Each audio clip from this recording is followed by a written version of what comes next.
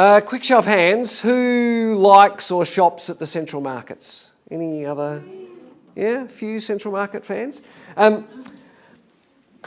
Growing up, I never went to the Central Markets. I didn't know that the Central Markets existed. I grew up in the way southern suburbs. The only place I knew you could go to buy food was the local supermarket.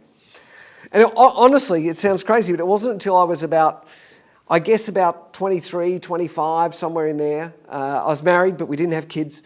And some friends invited Roz and I one Friday night after work. He worked in town, to join them in town and to go to the Central Markets. And I didn't know what that meant. I didn't know what the Central Markets were, but they promised me you could buy some food there, and they promised me there was lots of food to eat there. And, you know, if there's a promise of food to eat, like I'm in.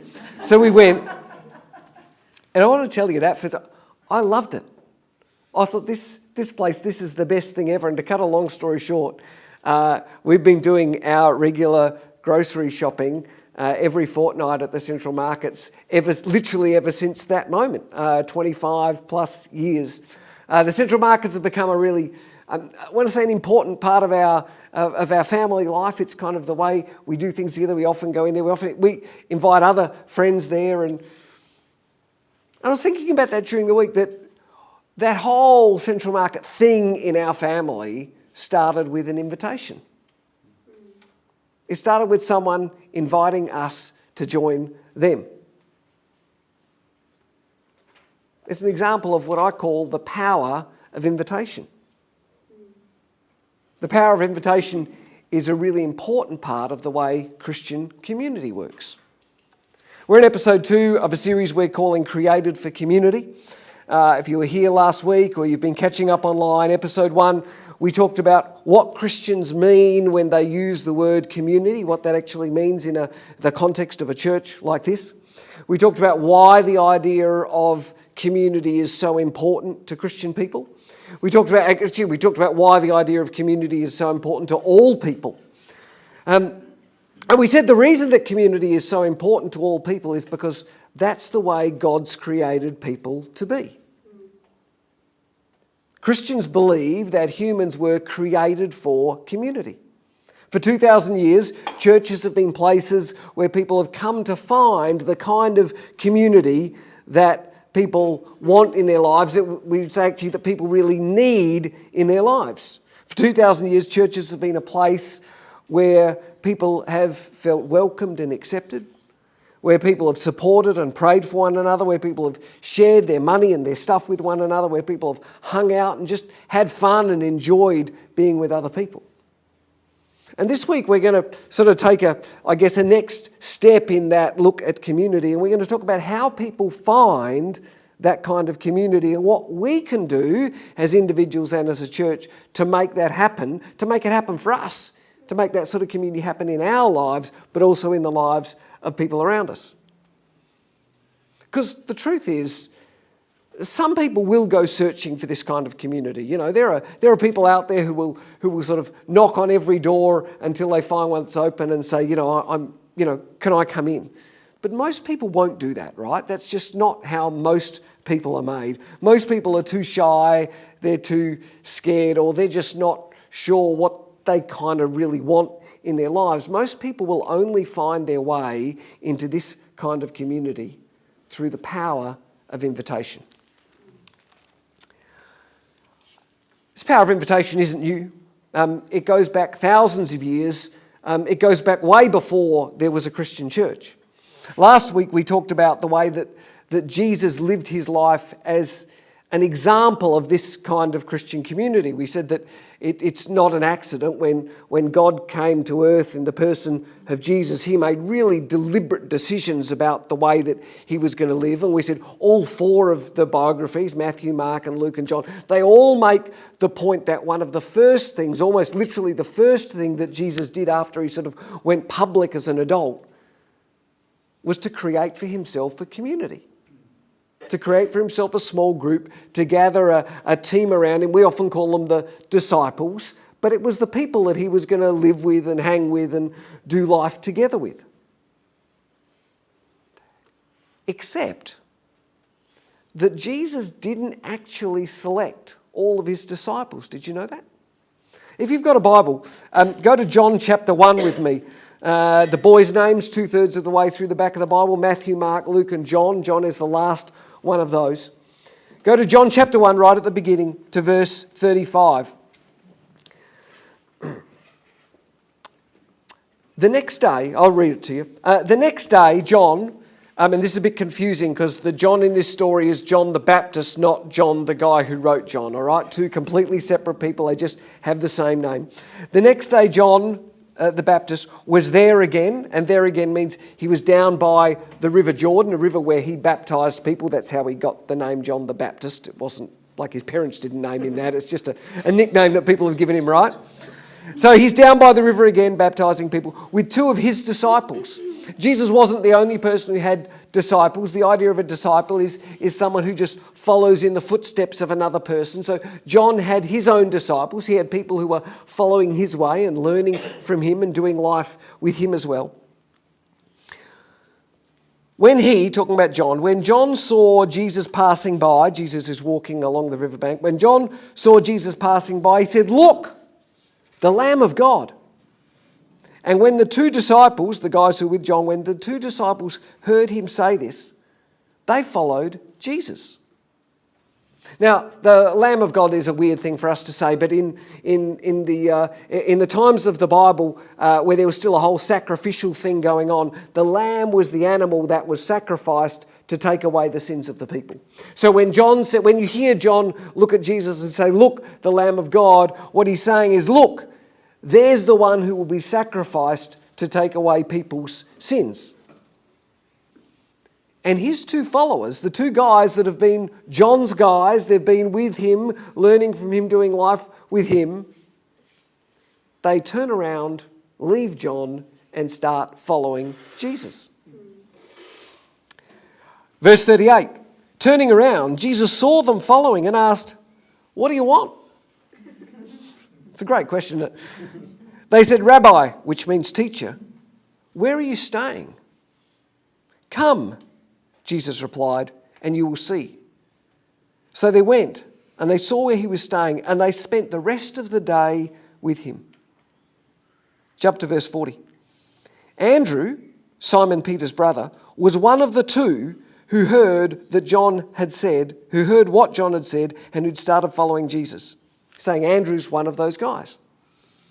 Verse 41, the first thing Andrew did was to find his brother Simon and tell him, "We've found the Messiah," that is the Christ, and he brought him to Jesus.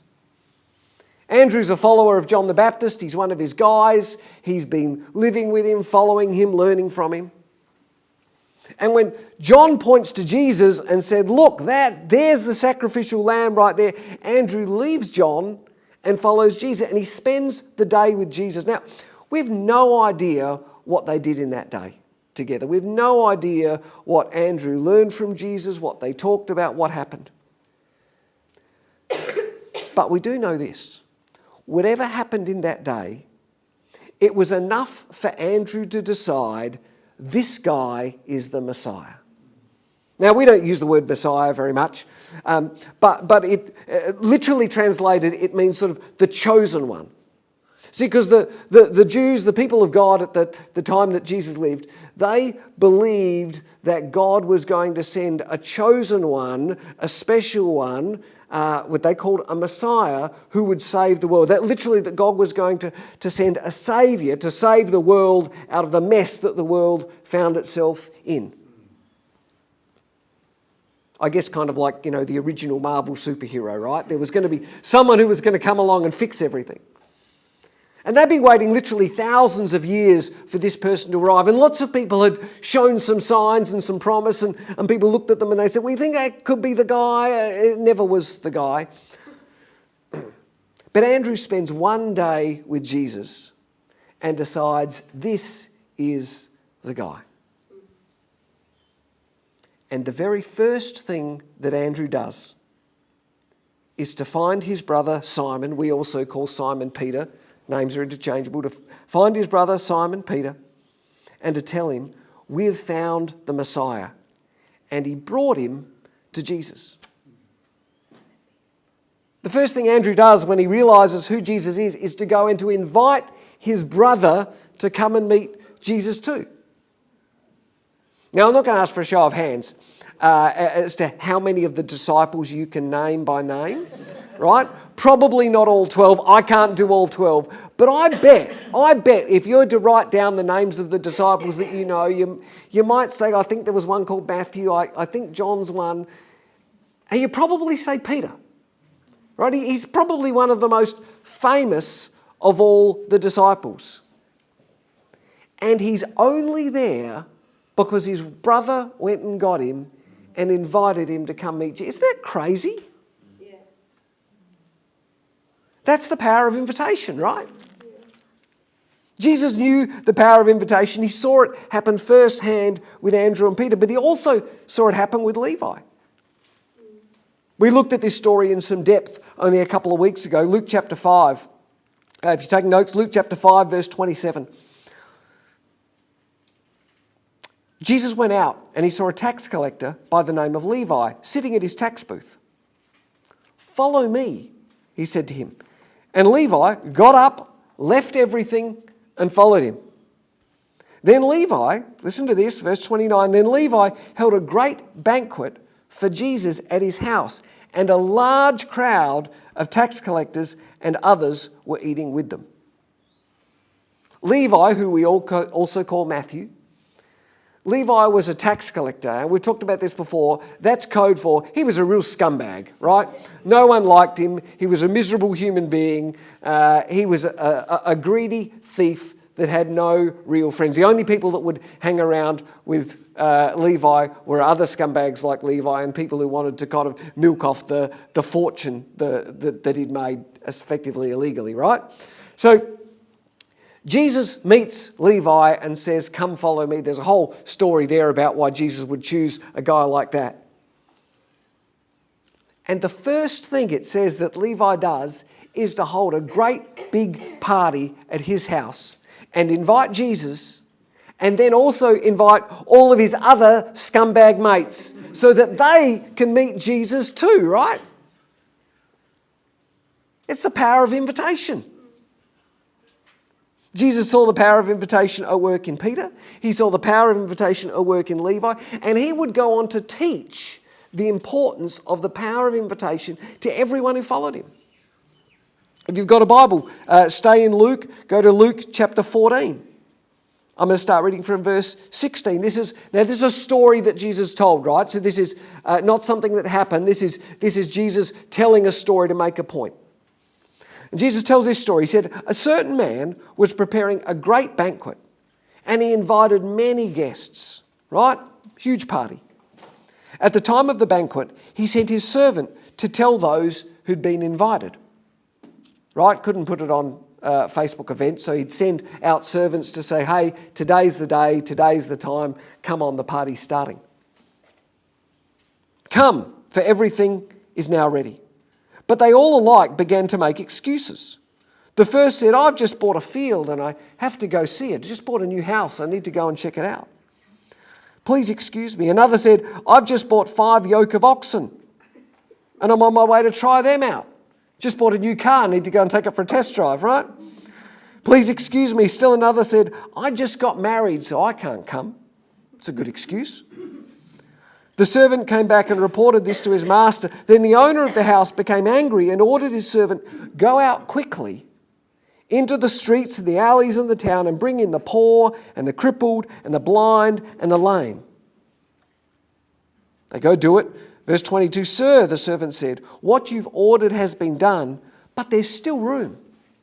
We've gone and invited everyone we could, but the party's not full yet. There's still seats available." And then the master told him, "Go out into the roads and the country lanes." It's a way of saying go even further away. Listen to this. "And compel them to come in so that my house will be filled." Compel them to come in so that my house will be filled. Jesus tells a story about a guy who puts on a huge party. And his invited guests make a whole pile of excuses. They're all really good excuses, by the way. All really fair excuses as to why they can't come. So he tells his servants, go out and invite anybody. Right? When he says the poor and the crippled and the blind and the lame, it's a way of saying just bring everyone in, right? Doesn't matter how they're dressed, doesn't matter if they've got a present, just invite everyone to come in. But the party still isn't full, and so he says, go out even further. Go out, compel people. Right, do everything you can to invite people in so that my house will be full. It's a way of him saying, invite people. Keep inviting people. When these people don't say yes, go invite those people. When those people don't say, go invite those people. Just bring as many people to the party as you can. This is the power of invitation. And of course, you know why Jesus tells this story, right? Because he knows that invitation is the way that the good news of Jesus will be shared with the world. He knows that invitation is the way that people will be invited in and that they will be able to experience the kind of community that he's created people for. Yeah. And Jesus was right. Don't look this up, but in Acts chapter 1, verse 15, it tells us that after the resurrection, there were about 120 followers of Jesus, which is not a lot of people, right? You could fit 120 people in this room. So when you think about it, all the miracles Jesus did, all the teaching he did, all the stuff you read about Jesus and you think, wow, and it gathered exactly 120 people, right? That's it. That's about 30 AD. Historians estimate that by about 65 AD, so about 35 years later, that 120 had grown to about 7,500 Christians. By about 150 AD, so in another 50 years, 7,500 they estimated grown to about 40,000 Christians. And fast forward another 200 years, which in some senses sounds very much, but in the space of history, 200 years is not a lot. And 40,000 across the planet has grown to, they estimate, 34 million followers of Jesus. None of those people followed Jesus from a TV ad. Just telling you. None of those people followed Jesus because they saw it on social media. None of those people followed Jesus for any reason other than a human being talked to them and invited them somewhere. Some of them, like Andrew, went and got their friend and told them, come and see a guy that I've met.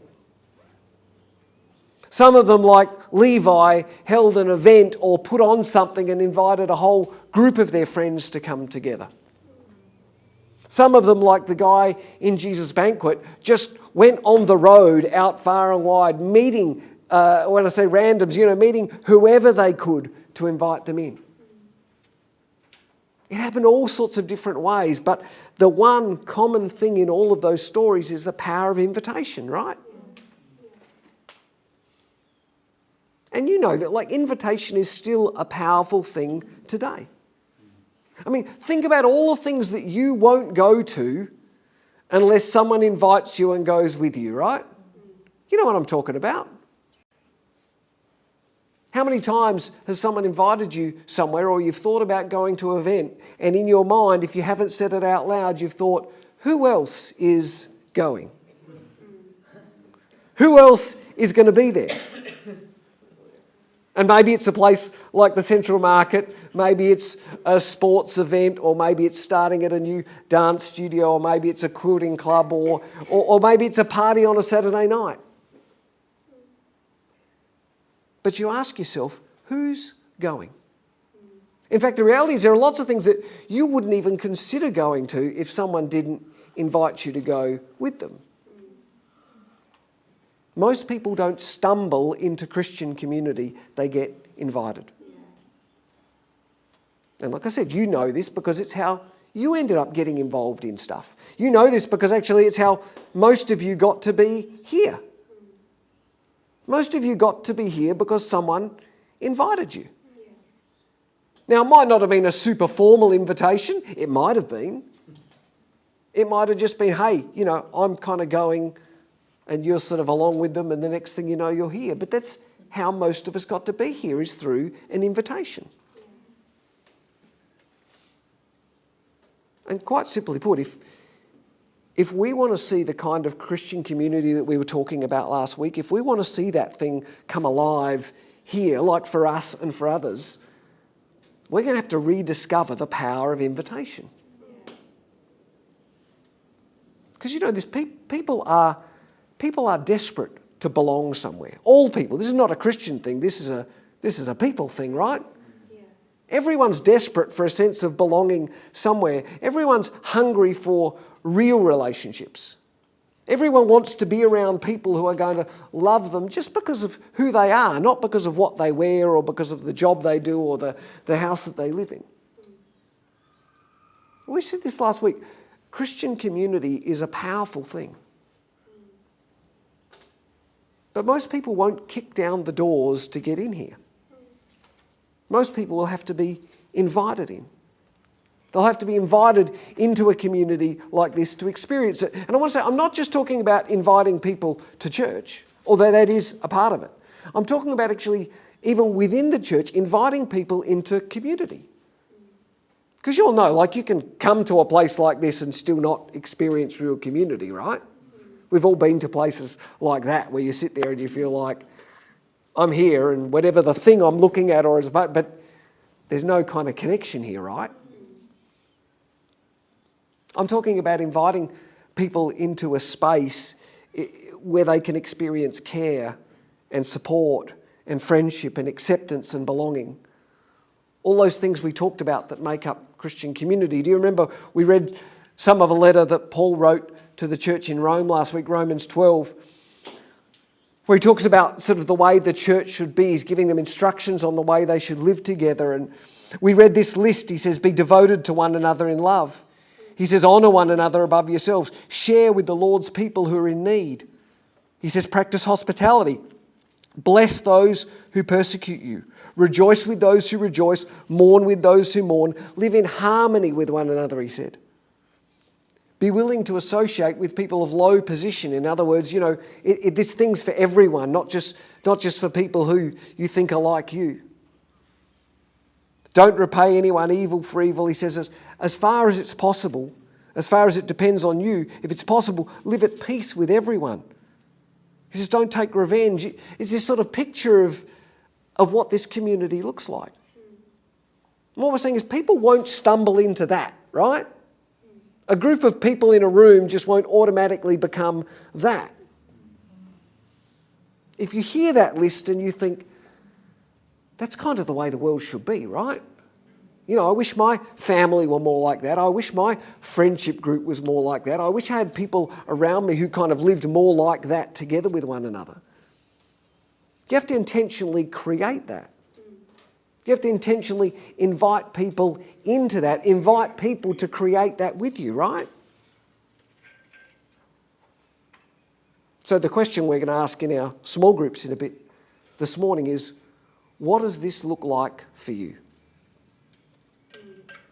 Because everybody's different, right? So the way we invite, the way invitation works in our lives is going to be different for everyone. What we're saying is that as a community, we just want to create as many opportunities, as many invitations for people as we can. I mean, that's why every month or so we've started having these breakfasts together here. Right? Just so we can kind of hang together and, invite others and share a meal together before we worship. It's why Irene organises a coffee morning every now and then for women, for girls in the church, and says, hey, let's just go somewhere and have a coffee. There's no more agenda than that. Well, I don't know, I'm not allowed to go, but I think that's the way it works. Right? It's why Micah and a group of our young people are all working to get together at the moment. We're just trying to create as many spaces and opportunities as we can to invite people into something that looks like this Christian community. And if none of those ideas sound like you, do a Levi and go out and create your own thing and invite people in, right? You don't need permission from me or permission from anyone. I don't think Levi said to Jesus, what do you reckon? He just went and did the thing, right? He said, I got all my scumbag friends coming, you should come along.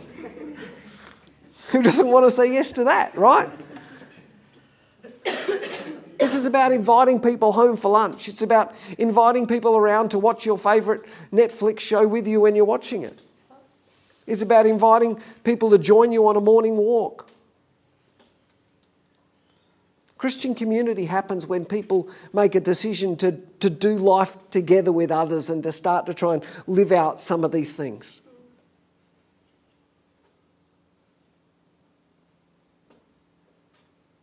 What could that invitation look like for you? You can hear us talk a lot more about the power of invitation over time here. It's something we've been thinking about and praying about for some time. Jesus did it. The early church was really focused on it, and we believe it's still a really important part of the way that we can build a Christian community together today. You don't need me to tell you this, you know this because you've got friends and family. There are so many people who are desperately disconnected in our world today. Even people who are in churches. And they've got friends and they've got jobs and they've got people around them, but they're not people who are really just going to love them just the way they are. They're not people who will care for them in a no strings attached kind of you don't have to pay me back kind of way. They're not people who are really there for them when they need it. We all know people who are like, they've got friends, but when things go wrong, who are you calling? I've got no one to call. They just don't feel there's that person or that group of people in their life. Lots of people don't feel like they have a place where they can really belong. The Christian church is supposed to be, has always supposed to have been, that kind of community for people. That kind of community for people who are here, who are inside, and that kind of community for people who are out there looking for that thing. It's the kind of community that the Bible talks about. It's the kind of community that Jesus lived out and that's set up around him. It's the kind of community that the early church created for themselves and created and multiplied and shared. And to be honest, it's the kind of community that the church has built itself on for 2,000 years, right? And I reckon it's got to be more important now than ever. You know, for all of the ways that we have to connect with one another and stay in touch with one another, you'll know, like, the world is more disconnected now than ever. The world needs what the Christian church has or should have now more than ever. And so we're going to ask this question a lot. What could invitation look like to you? Who can you invite to something today?